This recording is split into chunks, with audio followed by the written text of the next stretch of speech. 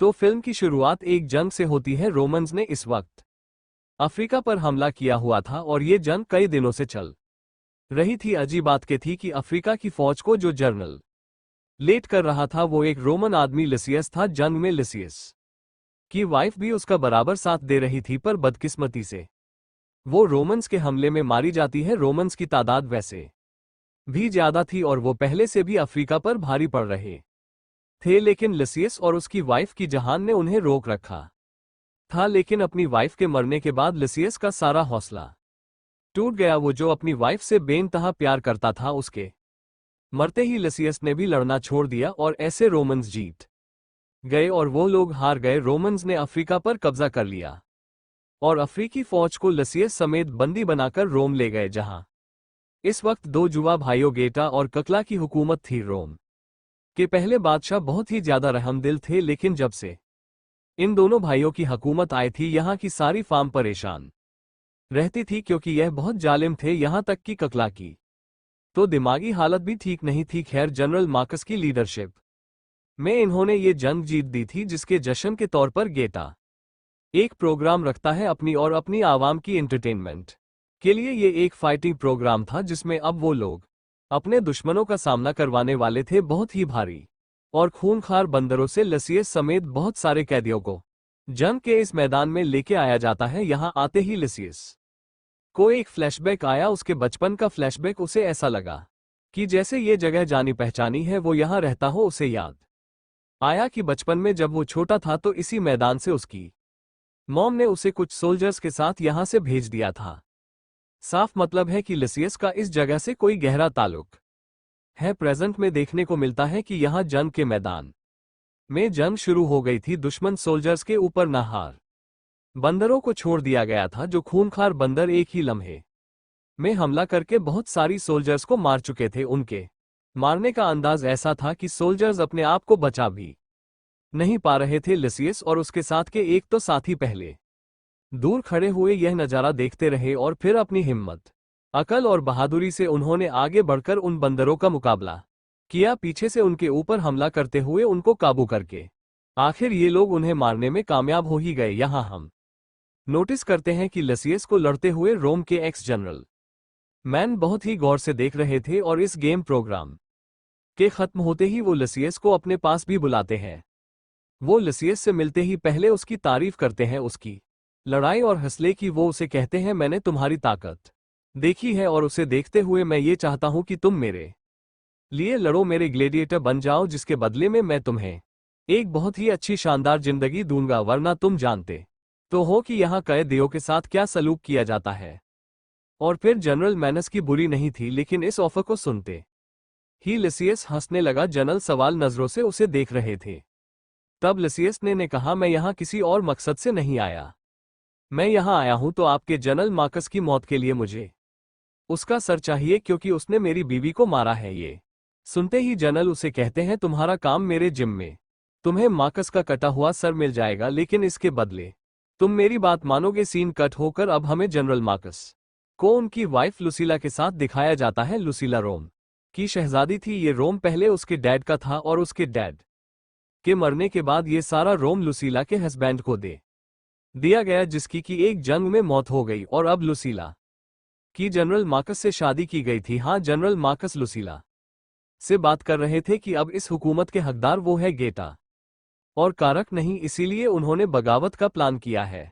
और कुछ दिन बाद वो खुद गेटा और कारक के खिलाफ एक बड़ी जंग रखने वाले हैं। कई सीन कट होकर हमें दिखाया जाता है कि लिसियस को दोबारा एक ग्लेडिएटर से, यानी एक प्रोफेशनल फाइटर से लड़ने के लिए बुलाया गया था। और ये फाइट भी सिर्फ यहाँ के एम्पर्स यानी यहाँ के मेरानो की एंटरटेनमेंट के लिए रखी गई थी। इस मर्तबा जो ग्लेडिएटर डसेस के मुकाबले में आया था वो सालों से चैंपियन रहा था और आज तक उसे कोई हरा नहीं पाया। इसी वजह से वो लिसियस पे भी भारी पड़ता रहा, लेकिन लिसियस ने भी हिम्मत नहीं हारी। पहले अपने डिफेंस के लिए लड़ा और आखिर फिर सामने वाले ग्लेडिएटर की कमजोरी को भांपते हुए उसके हाथों को पकड़कर कंट्रोल करते हुए उसी के चाकू से उसे स्टैप करके मार देता है। यह वो टाइम था जब सब हैरानी से खड़े हो गए थे। लिसियस ने अब तक के सबसे एक्सपीरियंस ग्लेडिएटर को मार डाला था। गेटा भी इस टाइम लिसियस से इंप्रेस होकर उसकी तारीफें करने लग जाता है। गेटा की तारीफ के जवाब में लसियस ने यहाँ उसे एक पोयम कही। यह पोयम बचपन में उसे उसकी मॉम ने सुनाई थी और यह रोमन लैंग्वेज में थी। सभी इस पोयम को सुनकर हैरान हो गए और फौरन जनरल मार्कस भी आ गए। यहाँ से लसियस को ले गए। जेल में जाने के बाद उन्होंने लसियस से सवाल किया, आखिर तुम कहाँ से हो, तुम पैदा कहाँ पे हुए थे? क्योंकि अब ये पोयम सुनने के बाद उन्हें भी शक होने लगा था कि कहीं ये लुसीला का बेटा तो नहीं। लेकिन मैनस के 100 मर्तबा पूछने पर भी लसियस इस बात को साफ नहीं बताता। सीन कट होकर अब हमें जनरल मार्कस को दिखाया जाता है जो अपनी बगावत की तैयारी कर रहे थे। इस वक्त यहाँ के सेनेटर, बहुत सारे हुकूमत के जासूस और खास लोग भी जनरल मार्कस का साथ देने को इसलिए तैयार हैं क्योंकि वो यहाँ के एम्परर यानी बादशाह गेटा की जतियों से तंग आ चुके हैं। जनरल मार्कस इन सबको बताते हैं कि उन्होंने अपनी खास एक फौज बनाई है जिसमें लगभग 5000 आदमी हैं और को उसी फौज के जरिए इस महल के ऊपर हमला करवाएंगे। अब अगला दिन आ जाता है और हम देखते हैं कि गेटा ने एक और ग्लेडिएटर के साथ लड़ाई रख ली थी। वो भी लसियस और उसके आदमियों के लिए। इस मर्तबा ग्लेडिएटर था एक राइनोसोर और उसको रोमन सोल्जर ही कंट्रोल कर रहा था। अगर कोई राइनोसोर के हाथों बचा जाता तो ये सोल्जर कोड़े मार के उस आदमी को खत्म कर देता। ये लड़ाई इतनी खतरनाक थी कि इस मैदान से किसी भी कैदी का बचकर जाना नामुमकिन था। लड़ाई शुरू हो जाती है। दूसरे पहले उसके कई साथी कैदी को इन डायनासोर्स के मुकाबले में लाया जाता है जिनको राइनोसोर अपनी एक एक टक्कर की बार से ही मार चुका था। और अब फाइनली बारी आई थी लसियस की। लसियस जहीन था। वो राइनोसोर के पहले हमले से तो साइड पर हटकर अपनी जान बचाता है और दूसरी मर्तबा जब राइनोसोर हमला करने के लिए लसियस के करीब आया तो उसने में दत से मट्टी उठाकर उसे हवा में ऐसा उड़ाया कि राइनोसोर को वो नजर ही ना आए। ये करते ही वो दीवार की तरफ मुड़ गया और राइनोसोर ने जैसे ही उसे देखकर उसके ऊपर हमला करने की कोशिश की, एक और मर्तबान लसियस वहां से हट गया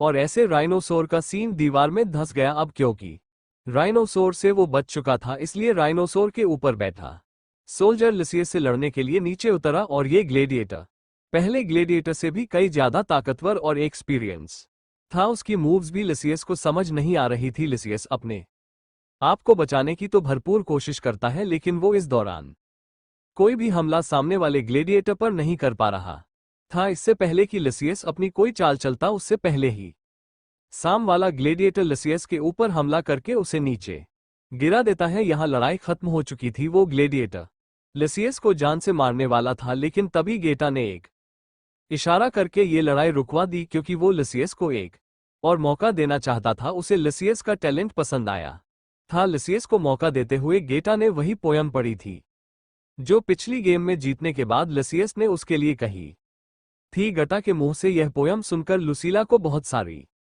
पुरानी बातें याद आई। ये पोयम उसे सुनी सुनी लग रही थी लेकिन उसने ये कहाँ सुनी थी, कहाँ पढ़ी थी, उसे याद नहीं आ रहा था। कमरे में जाग भी वो इसी सोच में, इसी कश्मकश में पड़ी रही और आखिर उसे याद आ ही गया कि जब अपने हस्बैंड के मरने के बाद वो लसियस यानी अपने बेटे को दूसरे सोल्जर्स के साथ यहां से भेज रही थी तो तब उसने अपने बेटे से यह पोयम कही थी। ये देखकर लुसीला समझ गई कि लसियस कोई और नहीं बल्कि उसका सगा बेटा है। यहाँ फ्लैशबैक में हमें दिखाया जाता है कि आखिर क्यों ससीला ने लसियस को अपने से इतना दूर भेज दिया था। लसियस के जब एक जंग में मरे थे तो उस टाइम लसियस की उम्र बहुत छोटी थी और कानून के मुताबिक अगला बादशाह लसियस ही होने वाला था। लेकिन उसकी छोटी उम्र की वजह से कोई भी उसे मारकर ये तख्त ले सकता था अपने बेटे की जान बचाने के लिए। तब लुसीला ने बहुत बड़ा फैसला किया और अपने बेटे को यहाँ से बहुत दूर भेज दिया। लुसीला अब और देर ये तख्त, ये हुकूमत किसी और के पास नहीं देख सकती थी। उसने फैसला किया कि वो आज रात ही जाकर ये सारी सच्चाई लसियस को बता देगी। जेल में आते ही लने लसियस से पहले माफी मांगी क्योंकि उसने अपने बेटे को अपने से बहुत दूर कर दिया था और यही वजह थी कि वो अब तक अपने बेटे को पहचान भी नहीं पाई थी। उसके बाद रसीला ने उसे बताया कि मैं तुम्हें अपने से दूर नहीं करना चाहती थी लेकिन उस वक्त मेरी मजबूरी बन गई थी। तुम्हारे डैड के मरने के बाद तुम्हारी जान की दुश्मन बहुत से लोग बन गए थे और उन सब लोगों से बचाने के लिए मैंने तुम्हें इतना दूर भेज दिया। तुम मेरे सके बेटे हो, इस जगह के असली वारिस और असली हुक्मरान। लुसीला तो और भी बहुत कुछ कहना चाहती थी लेकिन लसियस गुस्से में था। ना जाने क्या बातें उसके दिमाग में चल रही थी, क्या कुछ उसे तंग कर रहा था।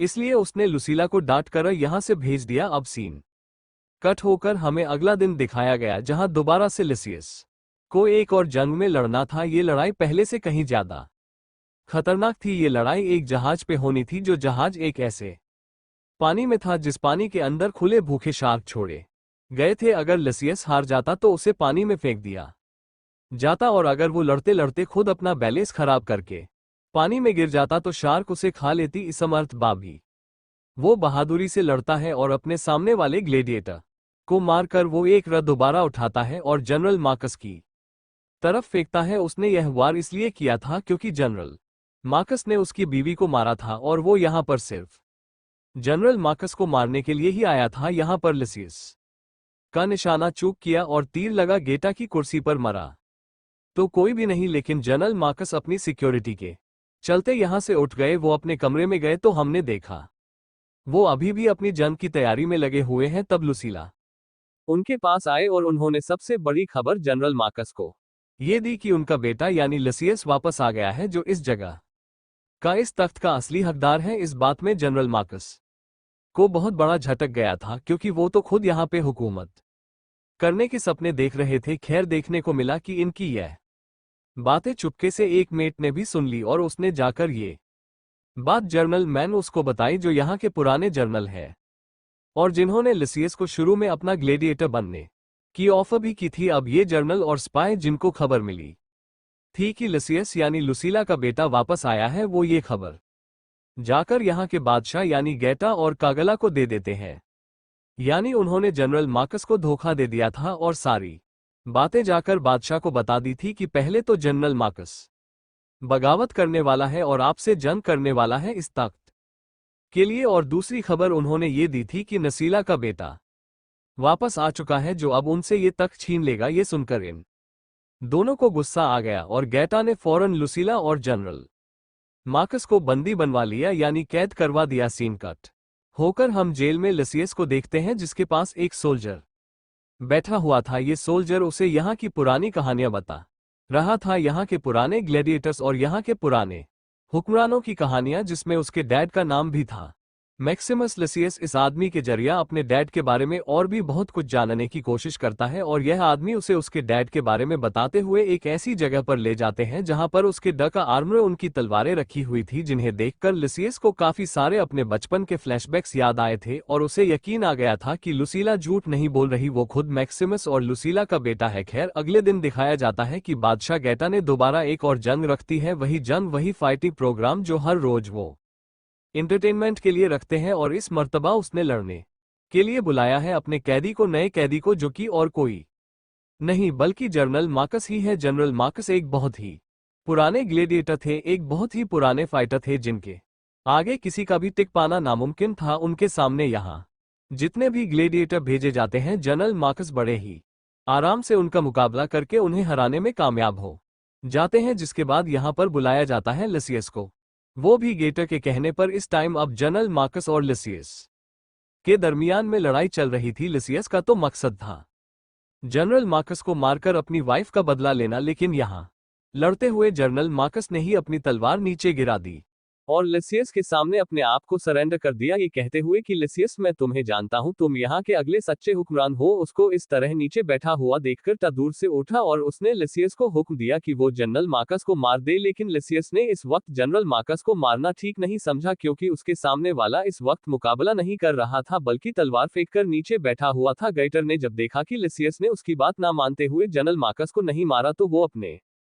सोल्जर को जनरल मार्कस को मारने का हुक्म दे देता है और सभी सोल्जर धड़ाधड़ उसके ऊपर तीर बसाकर उसकी जान ले लेते हैं। ये देखकर लिसियस को एक बहुत बड़ा झटका लगा। उसे दुख तो हुआ था जनरल मार्कस की मौत का, लेकिन उसने इस मौत को सियासत की तरह अपने लिए इस्तेमाल किया और सारी आवाम से चिल्ला के कहा, देखो ये बादशाह ने क्या करवाया, यहाँ के सबसे महान जनरल को मरवा दिया, जो सालों तक तुम्हारे बादशाह के लिए तुम्हारे लिए लड़ते रहे। अगर इतने महान इंसान की जान की कीमत यहाँ कुछ नहीं, तो देख लो इस बादशाह के लिए तुम्हारी जानों की कीमत क्या है। एक दिन वो तुम सबको भी मनवा देंगे।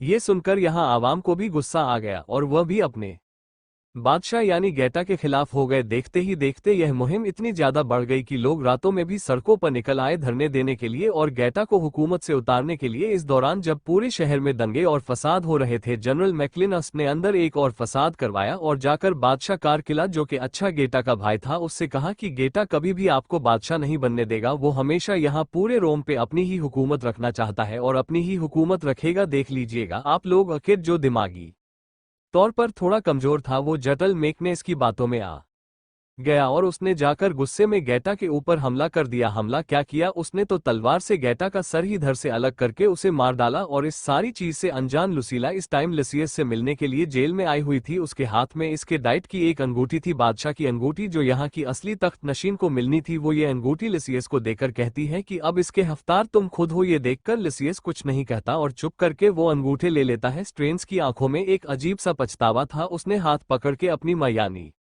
लुसीला को देखा और उससे कहा, मुझे माफ करना मो, मैं जनरल मार्कस को तो नहीं बचा पाया, लेकिन अब मैं आपको बचा जाऊंगा। मैं आपको खोना नहीं चाहता। ये कहकर उसने फौरन अपनी मां लुसीला को गले लगा लिया और इन दोनों के दरमियान सारी नाराजगियां खत्म हो गई। खैर, अब अगले दिन दिखाया जाता है कि बादशाह कारकिला अपनी हुकूमत का ऐलान कर रहा था और सबको ये बता रहा था कि गेटा मर चुका है और अब यहाँ का नया बादशाह मैं खुद यानी कारकिला हूं। सभी इससे पहले कि उसके इस फैसले पे कोई रिएक्शन देते, जनरल मैकनेस यहाँ गेटा का सर लिए पहुंच जाते हैं और सब लोगों को बताते हैं कि अपने भाई यानी गेटा का कत्ल हो कारकिला ने किया है और बादशाह को मारने की सजा में यहाँ कारकिला को ही फंसा दिया जाता है और जेल में भेज दिया जाता है। ये सारी चार असर में थी मैकनेस की ही, लेकिन कारकिला को समझ नहीं आई क्योंकि वो सही नहीं था और इन दोनों को रास्ते से हटाने के बाद जनरल मैन ने यहां पर अपने बादशाह होने का ऐलान कर दिया। यहां पे उनकी हुकूमत आए। पीछे से लुसियस ने अपनी जाले खेलना शुरू कर दी। लुसियस ने अपनी अंगूठी जो उसकी मॉम ने उसे दी थी, उसे एक सिपाही के हाथ में दिया और उसे एक खास जगह बताई और बताया कि इस जगह पर तुम्हें जनरल डोरिस मिलेंगे। उनको यह अंगूठी देकर कहना कि रोम के बादशाह लुसियस ने आपकी मदद मांगी है। ये सुनकर सिपाही जान गया कि लुसियस कोई और नहीं बल्कि लुसिया का बेटा था। उसने भी लुसियस का हुक्म माना और वो जनरल डोरिस की मदद लेने के लिए निकल गया। यहाँ जनरल मैक्री ने ताकत के नशे में चूर लुसियस को एक नई ग्लेडिएटर गेम के लिए बुलाया, क्योंकि लुसियस ने जनरल मैक्री के ग्लेडिएटर बनने से मना किया था। इसीलिए अब जनरल मैक्री उसे अपने सामने कई लोगों से अंडस्को के बदला लेने का इरादा रखते थे। ये पैगाम जब लुसियस तक पहुंचा तो लुसियस गुस्से से पागल हो गया, लेकिन उसने यहाँ ज्यादा रिएक्शन नहीं दिया। जेल की चाबी उसने पहले ही सिपाही से ले ली थी। मौका देखते ही वो जेल तोड़कर बाहर आ गया और उसने यहाँ के सिपाहियों के ऊपर हमला कर दिया। वो यहाँ से आजाद होकर भाग चुका था क्योंकि उसे जाकर जनरल डोरिस की फौज के साथ मिलना था और आकर यहाँ जनरल मैक्री के ऊपर यानी रोम के ऊपर हमला करना था, अपनी हुकूमत, अपना हक लेने के लिए। इस बात को ज्यादा देर नहीं लगती और यह खबर जनरल मैकनेस तक भी पहुंच जाती है कि जनरल डोरीज अपनी पूरी फौज के साथ हमला करने के लिए आ रही है। ये देखकर उन्होंने भी ये जो प्रोग्राम सेट किया हुआ था, उस प्रोग्राम से उन्हें उठना पड़ा और जंग के लिए तैयार होना पड़ा। कुछ देर बाद हमें एक जंग का माहौल दिखाया गया जहां आमने सामने दो फौज थी। एक रोमन फौज, इन्हें जनरल मैकनेस डिलीट कर रहे थे, और दूसरी फौजी से लुसियस और जनरल डोरीज लेट कर रहे थे। हालांकि लुसियस और जनरल डोरीज की फौज कम थी, लेकिन इनकी बहादुरी और जुर्रत बहुत ज्यादा थी। ये फौज आपस में लड़ने लग जाते हैं। अब यहाँ जहाँ दो फौज लड़ रही थी, वहीं पर जनरल मैक्रो और लुसियस भी आमने सामने आ गए और लुसियस ने उनसे कहा कि मैं रोम को तुम जैसे लोगों से बचाने के लिए लड़ रहा हूँ। ये कहते ही इनके दरमियान फाइट शुरू हो गई। फाइट इनकी बहुत भयानक थी। कभी लुसियस तो कभी जनरल मैक्र एक दूसरे पर भारी पड़ रहे थे। तलवारबाजी करते हुए ये लोग पानी में उतर आए, लेकिन अपनी लड़ाई नहीं छोड़ी। लड़ाई करते करते एक पॉइंट वो भी आया जब आखिर जनरल मैक्र ने लुसियस के ऊपर भारी पड़ गए और लुसियस के ऊपर हमला करते हुए उन्होंने लुसियस को पानी के अंदर गिरा दिया। लुसियस हार मानने ही वाला था, लेकिन तभी उसके कानों में उसकी मोम की आवाजें गूंजी, जिसे दूसरी तरफ मैक्रनेज ने, जिसे दूसरी तरफ मैन ने अपने आदमियों के जरिए मरवा दिया था। हिम्मत करके वो उठा और उसने इस मर्तबा मैन के ऊपर हमला करके उसे मार डाला। उसे मारते ही जीत उसकी हो चुकी थी। अपने जीतते ही उसने यहाँ अपनी सारी आवाम से कहा, मेरे डैड यानी मैक्सिमस का ख्वाब था कि यह रोम एक ऐसा मुल्क बने जहाँ सबके लिए अमन हो, लेकिन बदकिस्मती से किसी हुक्मरान ने उनके सपने को पूरा नहीं होने दिया। लेकिन मैं उनके इस सपने को हकीकत में बदलूंगा। ये कहते ही सब लोग भी उसके लिए तालियां बजाते हैं और यह शो करते हैं कि वो लुसियस को अपना हुक्मरान, अपना बादशाह मान चुके हैं। आखिर तक उसके असली हकदार को मिल जाता है और बस यही दिखाते हुए यह कहानी यहाँ खत्म हो जाती है।